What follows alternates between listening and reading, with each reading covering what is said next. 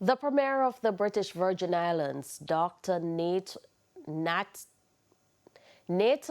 Wheatley, has admitted that the territory invested $2.5 million of public funds in Jamaican investment firm Delta Capital Partners without the approvals required by law.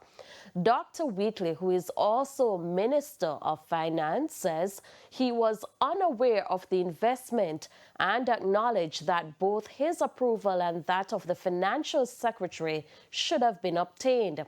The matter is now under investigation by the BVI's Financial Investigation Agency. Delta Capital and several of its officials are facing criminal proceedings in Jamaica linked to the collapse of Stocks and Securities Limited. Permanent Secretary in the Ministry of National Security and Peace, Ambassador Alison Stone-Roof, has called on Jamaicans to unite in the fight against human trafficking. She stressed public awareness must be matched by decisive action to protect the most vulnerable. Ambassador Stone-Roof, who also serves as the chairman of the National Task Force Against Trafficking in Persons, warned of the growing threat of traffickers luring victims. Lures victims with fake job ads promising legitimate work abroad, and instead they find themselves confined in illegal scam compounds, forced to run what we call romance scams, cryptocurrency fraud, and other cyber-enabled schemes. They are watched, threatened, and kept in debt bondage with impossible quotas. While acknowledging these advances, she says the government action alone is not enough. Laws alone do not save people. People of God, we need you. We need your prayers. We need your alertness. We need your voices. We have trained social workers who are equipped to provide trauma-informed care and guide survivors through restoration, who can be trained as well. 2 men are battling for life in hospital following a fatal shooting in Belfield, Manchester, Sunday.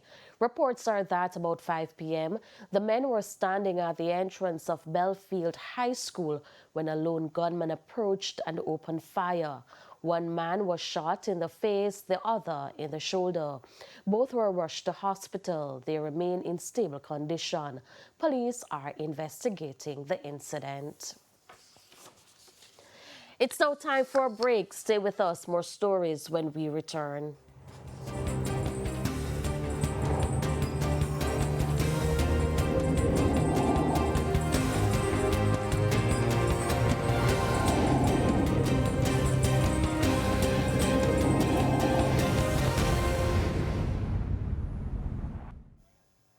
Welcome back to the Midday News.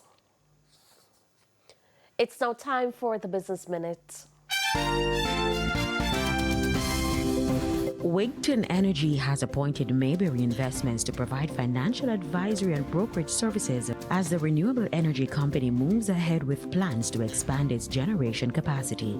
In a disclosure to the Jamaica Stock Exchange, Wigton said Mayberry Investments has been engaged to provide financial advisory, arranger and brokerage services, including support for the financing of 2 utility-scale solar projects. The projects are expected to increase Wigton's electricity generation capacity under existing power purchase agreements with the Jamaica Public Service Company, JPS. Further afield, Sheen says it swung to a quarterly loss as sales slowed after U.S. President Donald Trump removed an import duty exemption on small packages. It also comes as uncertainty remains over the tit-for-tat U.S.-China tariff wars, which is currently paused. The fast fashion giant, which has its headquarters in Singapore but was founded in China, said it lost $99 million in the first 3 months of the year, compared with a net income of $395 million a year earlier.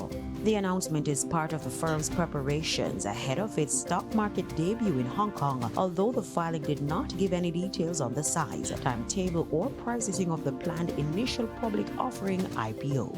And that's it for the Business Minute. I am Carrie Simpson. Thank you, Carrie. And time now for the top stories from around the world. In the region, Guyana's President Irfan Ali has appointed a 5-member commission of inquiry to investigate the sinking of the MV Barima, one of the country's deadliest maritime disasters. The commission will be chaired by Belizean jurist Justice Godfrey P. Smith and includes regional and international experts in maritime operations, marine engineering, and maritime law. They will examine the cause of the tragedy, the vessel's safety, search and rescue efforts, and whether negligence or failures contributed to the disaster. The commission is also expected to recommend reforms to strengthen maritime safety. And on the international scene, a suspect is in police custody after a deadly mass shooting at a popular food festival in Seattle. The gunfire erupted Sunday near the city's iconic Space Needle as hundreds gathered for the annual event. Authorities say at least 3 people were killed, while several others were hospitalized, including a 2-year-old child. The FBI joined local law enforcement as the investigation continues. And those were the top regional and international stories. I'm Aaliyah Bryant. Thank you, Alia. We head to a quick break. When we come back, we'll have your midday sports report.